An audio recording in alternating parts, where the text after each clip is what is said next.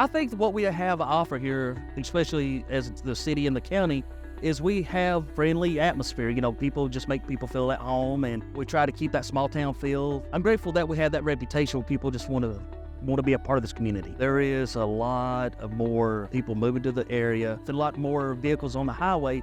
That also increases the way of maintaining our roads. Because usually typical roads, when they built before all this growth happens up here, they last anywhere 15 to 20 years. And now with the more traffic and all that, it deteriorates the road. So therefore, it's going to require more maintenance.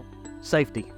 That's the most important thing that if I could appeal to these voters is safety for this community and everyone, because we got young drivers, we got old drivers up on the roads and everything, and we will look out for the best we can. As the continued growth happens, we will try to stay ahead of the curve to keep safety for our citizens here.